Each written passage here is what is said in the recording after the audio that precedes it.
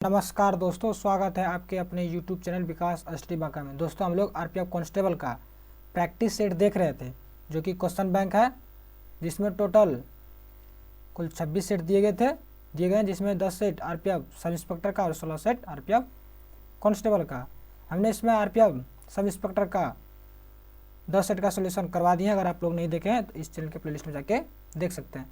हमने RPF constable का बहुत सारा सेट कंप्लीट करवा दिए हैं, तो आप लोग नहीं देखे हैं तो इस चैनल के प्लेलिस्ट में जाके देख सकते हैं। आज हम लोग देखेंगे आरपीएफ कांस्टेबल का सेट नंबर 8। इसमें हम सेट नंबर 8 का जीके जीएस का सॉल्यूशन देखेंगे और इसका मैथ का सॉल्यूशन इसके नेक्स्ट पार्ट में देखेंगे। तो चलिए शुरू करते हैं सेट नंबर 8 का पहले प्रश्न से।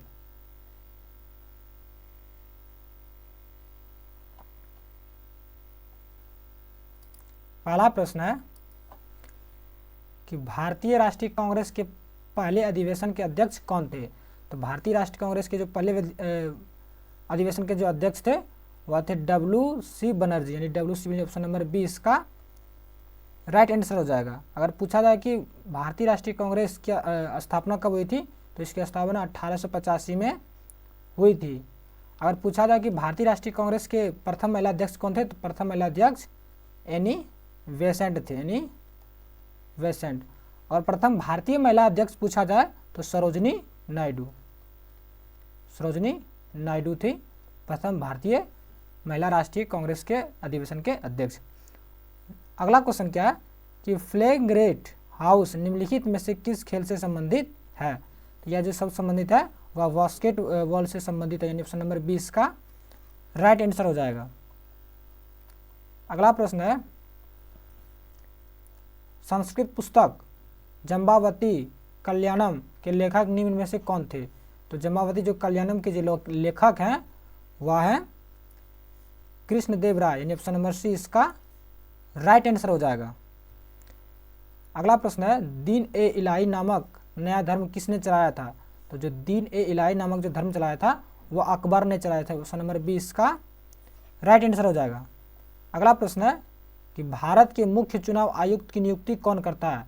तो मुख्य चुनाव की जो आयुक्त की जो नियुक्ति करता है वो भारत के राष्ट्रपति करता है, ऑप्शन नंबर ए इसका राइट आंसर हो जाएगा। अगर पूछा है कि भारत के मुख्य चुनाव आयुक्त की जो कार्य समय होता है, यानी इसका जो कार्यकाल होता है वह कितने समय तक होता है, तो 6 वर्ष तक होता है। अगला प्रश्न क्या है निम्न में से कौन सी समिति का गठन निर्धारता के निर्धारण के लिए किया गया था। जो निर्धारता के निर्धारण के लिए किया गया था वह तेंदुलकर समिति का गठन किया गया था, ऑप्शन नंबर डी इसका राइट आंसर हो जाएगा। अगर पूछा जाए कि तेंदुलकर समिति के जो अध्यक्ष थे वह कौन थे, तो सुरेश तेंदुलकर थे। कौन थे? सुरेश तेंदुलकर थे।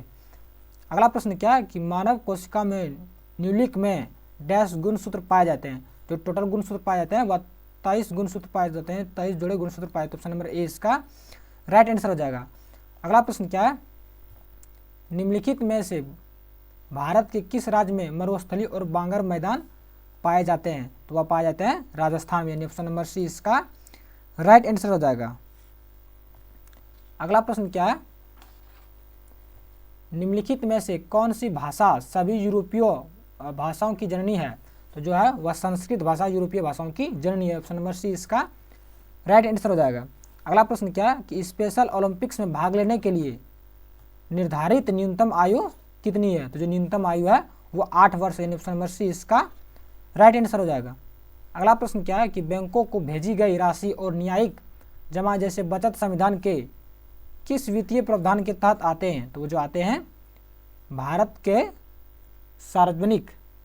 का सार्वजनिक खाता से आता है, ऑप्शन नंबर डी इसका राइट आंसर हो जाएगा। अगला प्रश्न क्या है कि जहाज द्वारा पूरी दुनिया का भ्रमण करने वाला पहला यात्री कौन था। तो जो पहला यात्री था वह था फर्डिनेंड मैगेलन था। कौन था? फर्डिनेंड, ऑप्शन नंबर डी इसका राइट आंसर हो जाएगा। अगर पूछा जाए कि जहाज़ों के द्वारा पानी के समुद्री रास्ते के द्वारा जो जहाज़ों के द्वारा किया गया था वह था वास्को डिगामा। कौन था? Vasco da Gama. अगला प्रश्न क्या है कि प्रोटियम ड्यूटेरियम और ट्रिटियम हाइड्रोजन परमाणु के डैश हैं, तो जो है वह समस्थानिक हैं, कौन है, समस्थानी। ऑप्शन नंबर सी इसका राइट आंसर हो जाएगा। अगला प्रश्न क्या, कि भारत के किन क्षेत्रों में रेगिस्तान पाए जाते हैं? तो भारत के लद्दाख क्षेत्र में रेगिस्तान पाए जाते हैं, यानी ऑप्शन नंबर बी इसका राइट आंसर हो जाएगा। और लद्दाख में जो पाए जाते हैं वह पाए जाते हैं ठंडे रेगिस्तान। कैसे रहते हैं, ठंडे रेगिस्तान पाए जाते हैं। कैसे, ठंडे रेगिस्तान। अगर पूछा था कि भारत में सबसे गर्म रेगिस्तान कहाँ पाए जाते हैं, तो वो पाए जाते हैं राजस्थान में। कहाँ पाए जाते हैं, राजस्थान में, यानी थार मरुस्थल। कहाँ पर होता है, राजस्थान में थार मरुस्थल। अगर पूछा है कि एशिया का सबसे गर्म मरुस्थल क्या है, तो एशिया का सबसे जो गर्म मरुस्थल है तो वह है गोबी मरुस्थल। ये कहाँ है, तो यह है मंगोलिया में। कहाँ है, मंगोलिया में है। अगला प्रश्न क्या है, सोमोरन रेगिस्तान किस महाद्वीप में स्थित है? तो जो सोमोरन रेगिस्तान है वह उत्तरी अमेरिका महाद्वीप में स्थित है। ऑप्शन नंबर डी इसका राइट आंसर हो जाएगा। अगला प्रश्न है, अनुदानों की मांग के लिए मतदान किया जाता है। तो अनुदानों की मांग के लिए जो मतदान किया जाता है वह किया जाता है केवल लोकसभा द्वारा। ऑप्शन नंबर 20 का राइट आंसर हो जाएगा। अगला प्रश्न क्या है, अगला प्रश्न है कि पुलिस, कृषि और सिंचाई भारतीय संविधान की किस अनुसूची के से संबंधित है? तो जो संबंधित है वह राज्य सूची से संबंधित है। ऑप्शन नंबर डी इसका राइट आंसर हो जाएगा। अगला प्रश्न है, करदाताओं की संख्या और राजस्व कर के नहीं बढ़ने के कारण क्या है? तो जिसका कारण है वह काले धन में वृद्धि है। ऑप्शन नंबर सी इसका राइट आंसर हो जाएगा। अगला प्रश्न है, बुद्ध को निम्न में से किस स्थान पर ज्ञान प्राप्त हुआ था? तो जो बुद्ध को ज्ञान प्राप्त हुआ था वह बोध गया में हुआ था। ऑप्शन नंबर डी इसका राइट आंसर हो जाएगा। अगर पूछा था कि गौतम बुद्ध का तो जो वास्तविक नाम था, इसका वास्तविक नाम क्या था? इसका वास्तविक नाम सिद्धार्थ था। और इसके पिताजी का क्या नाम था? इसके पिताजी का नाम था शुद्धोधन। क्या था? शुद्धोधन था। और इसकी माता का क्या नाम था? माता का नाम था महामाया देवी। और इसके पुत्र का क्या नाम था? इसके पुत्र का नाम था राहुल। पुत्र का क्या नाम था? राहुल। महात्मा बुद्ध ने जो सर्वप्रथम उपदेश कहाँ दिया था? तो सर्वप्रथम उपदेश सारनाथ में दिया था। और सर्वाधिक उपदेश कहाँ दिया था? तो सर्वाधिक उपदेश जो दिया गया था वह स्वास्थ्य में दिया गया था। कहाँ दिया गया था? स्वास्थ्य में दिया गया था। अगला प्रश्न क्या है कि निम्न में से किसे शल्य चिकित्सक के रूप में जाना जाता है? जो शल्य चिकित्सक के रूप में जाना जाता है वह सुश्रुत को जाना जाता है। ऑप्शन नंबर सी इसका राइट आंसर हो जाएगा। अगला प्रश्न क्या कि लंबे समय तक आर्द्र वायु में के संपर्क में रहने वाले कॉपर के बर्तनों पर हरे रंग की कोटिंग के लिए निम्नलिखित में से कौन जिम्मेदार है? तो इसमें जो जिम्मेदार है वह है कॉपर हाइड्रोक्साइड और copper carbonate. Option number D इसका राइट आंसर है, यानी कॉपर हाइड्रोक्साइड और कॉपर कार्बोनेट जिम्मेदार है। अगला प्रश्न क्या है, अप्रत्याशित स्थितियों में राष्ट्रपति द्वारा उपयोग किए जाने वाले फंड कौन सा है? तो जो उपयोग किए जाने वाले जो फंड है वो भारत की आकस्मिक निधि है। ऑप्शन नंबर ए इसका राइट आंसर हो जाएगा। अगला प्रश्न क्या है, विश्व व्यापार संगठन की स्थापना हुई। तो विश्व व्यापार की संगठन की जो स्थापना हुई वह 1995 में भी। ऑप्शन नंबर ए इसका राइट आंसर है। अगर इसका पूछा जाए कि मुख्यालय कहाँ है, तो इसका मुख्यालय जिनेवा में। कहाँ है? जिनेवा स्विट्जरलैंड में है।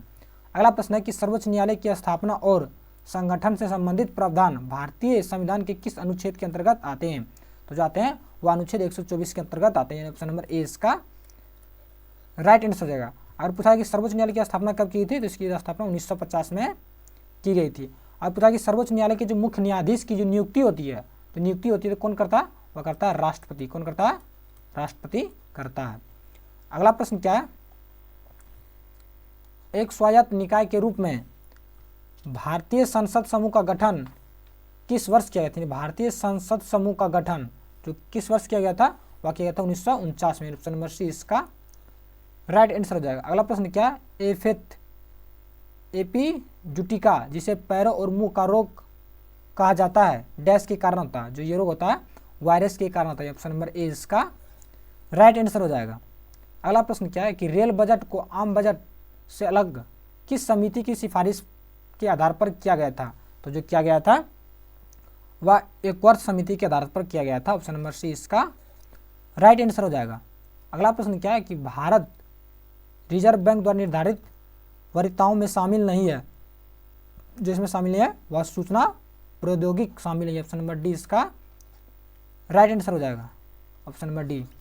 अगला प्रश्न क्या है, ओलंपिक ध्वज पहली बार किस वर्ष फहराया गया था? जो ओलंपिक ध्वज है जो पहली बार जो किस वर्ष फहराया गया था?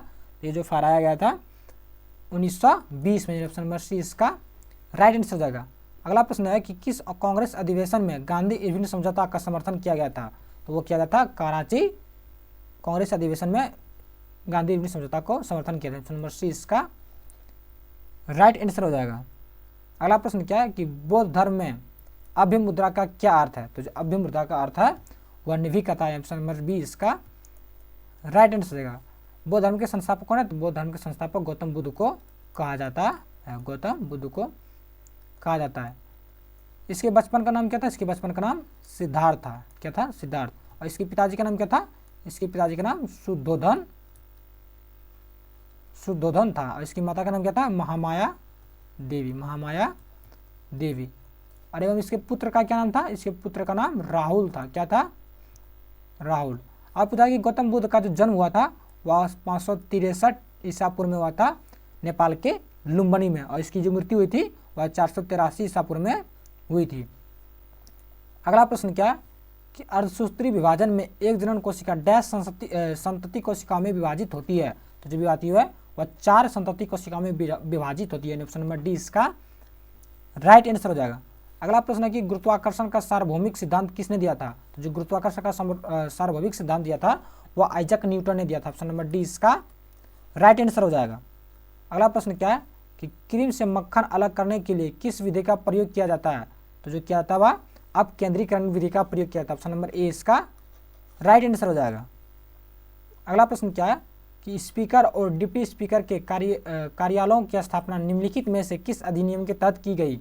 जो की गई थी वह भारत सरकार अधिनियम 1919 के तहत। ऑप्शन नंबर बी इसका राइट आंसर हो जाएगा। अगला प्रश्न क्या है, निम्न में से किस पेशवा को नाना साहब के नाम से जाना जाता है? तो जाना जाता है वह बालाजी बाजीराव, यानी ऑप्शन नंबर ए इसका राइट आंसर हो जाएगा।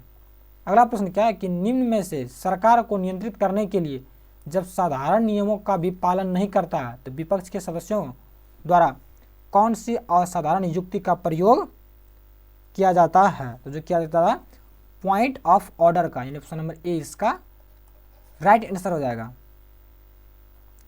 अगला प्रश्न क्या, हॉकी की शैली स्कूप को क्या कहा जाता है? तो इसको जो कहा जाता है एरियल पास, यानी ऑप्शन नंबर डी इसका राइट आंसर हो जाएगा। और पूछा है कि हॉकी में टोटल कितने खिलाड़ी होते हैं? तो हॉकी में टोटल 11 खिलाड़ी होते हैं। यह कितने मिनट तक खेला जाता है? जिसका टाइम कितना जाता है 60 मिनट तक खेला जाता है। लेकिन अभी वर्तमान में कितना कर दिया गया? वर्तमान में 90 मिनट कर दिया गया है। अगला प्रश्न क्या है, प्रधानमंत्री रोजगार योजना की शुरुआत डैश में हुई थी? तो जो इसकी शुरुआत हुई थी वह 1993 में हुई थी, यानी ऑप्शन नंबर ए इसका राइट आंसर हो जाएगा। अगला प्रश्न क्या है कि उत्तरी गोलार्ध का सबसे बड़ा दिन है, जो उत्तरी गोलार्ध का सबसे बड़ा दिन है यानी लंबा दिन है वह ग्रीष्मकालीन संक्रांति, यानी ऑप्शन नंबर बी इसका राइट आंसर हो जाएगा। ये जो सबसे बड़ा दिन यानी ग्रीष्मकालीन संक्रांति जो होता है वह कब होता है? 21 जून को। कब होता है? 21 जून को।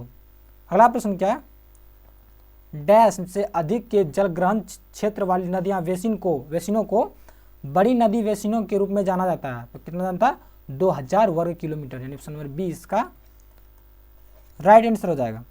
अगला प्रश्न क्या है कि आसुत जल विद्युत का डैश है? तो आसुत जो होता है वह विद्युत का कुचालक होता है, यानी ऑप्शन नंबर सी इसका राइट आंसर हो जाएगा। आसुत जल यानी जिसको हम लोग क्या कहते हैं? शुद्ध जल। क्या कहते हैं इसको? शुद्ध जल। जो शुद्ध जल का पीएच मान होता है वह 7 होता है, यानी क्या होता है? ना खट्टा होता है, ना अम्लीय होता है, ना क्षारीय, यानी क्या होता है? उदासीन होता है। क्या होता है? उदासीन। और जो अशुद्ध जल है या जो पीने लायक नहीं होता, जो कि पीने लायक इसमें जो होना चाहिए न्यूट्रिशन वो इसमें नहीं होता है। अगला प्रश्न क्या है, जीएमटी का पूर्ण रूप क्या है? तो जीएमटी का पूर्ण रूप है Greenwich mean time. Option number C इसका राइट आंसर हो जाएगा। जो भारत का जो मानक समय है वह ग्रीनविच टाइम यानी जीएमटी से कितना आगे है? तो 5.5 घंटा आगे है। अगला प्रश्न क्या है? 1983 में भारतीय क्रिकेट टीम ने किसे हराकर विश्व कप जीता? तो जो भारतीय टीम ने जो 1983 में हराया वह वेस्ट इंडीज को हराकर 1983 में वर्ल्ड कप यानी ऑप्शन नंबर डी इसका राइट आंसर हो जाएगा। और एक बार जो जीता गया था 1911 में, कब जीता था? 1911 में। तो किसे हराकर? श्रीलंका को हराकर इंडिया ने विश्व कप जीता। अगला प्रश्न क्या? सलाल, बगलिहार और दुलहस्ती जल विद्युत परियोजनाएं किस नदी पर स्थित है? तो ये जो सारी जो परियोजनाएं हैं वह जो स्थित है वह चिनाब नदी पर स्थित है। ऑप्शन नंबर सी इसका राइट आंसर हो जाएगा। अगला प्रश्न क्या है? Poverty and un-British rule in India पुस्तक के लेखक कौन थे? यानी इस पुस्तक के लेखक कौन है? जो इस पुस्तक के लेखक हैं poverty and un-British rule in India, तो उसके जो लेखक हैं दादा भाई नौरोजी, यानी ऑप्शन नंबर ए इसका राइट आंसर हो जाएगा। अगला प्रश्न है, योग में स्वास्तिकासन किस मुद्रा को व्यक्त करता है? तो स्वास्तिकासन जो मुद्रा है वह करता है मांगलिक, यानी मांगलिक मुद्रा को व्यक्त करता है। ऑप्शन नंबर बी इसका राइट आंसर हो जाएगा। कुट्रालम जलप्रपात कहाँ स्थित है? जो कुट्रालम जलप्रपात है वह तमिलनाडु में स्थित है। ऑप्शन नंबर ए इसका राइट आंसर हो जाएगा। हालांकि पुनरावृत्ति परावर्तन के कारण ध्वनि की प्रबलता डैश कहलाती है? तो ध्वनि की प्रबलता कहलाती है वह अनुकंपन कहलाती है। ऑप्शन नंबर डी इसका राइट आंसर हो जाएगा। अगला प्रश्न क्या? कि सैनकोट दर्रा मदुरै को डैश से जोड़ती है? तो जोड़ती है वह कोई एटम को जोड़ती है। ऑप्शन नंबर सी इसका राइट आंसर हो जाएगा। यहाँ से पूछा जाए कि थालघाट जो है, थालघाट किसको जोड़ती है? तो थालघाट मुंबई को थाने से जोड़ती है, मुंबई को थाने से जोड़ती है। और जो भोरघाट है, भोरघाट किसको जोड़ती है? मुंबई को पुणे से जोड़ती है। और इसमें पूछा था कि पालघाट किनको किनको जोड़ती है? तो पालघाट कोयम्बटूर को, किसको? पालघाट कोयम्बटूर को कोची से जोड़ती है। तो यहाँ पे दोस्तों हमारा सेट नंबर 8 का जीके का प्रश्न समाप्त हो गया। तो इसका जो मैथ का सॉल्यूशन है हम लोग इसके नेक्स्ट वीडियो में सॉल्यूशन देखेंगे। तो मिलते हैं नेक्स्ट वीडियो में मैथ के प्रश्नों के साथ। तब तक के लिए जय हिंद।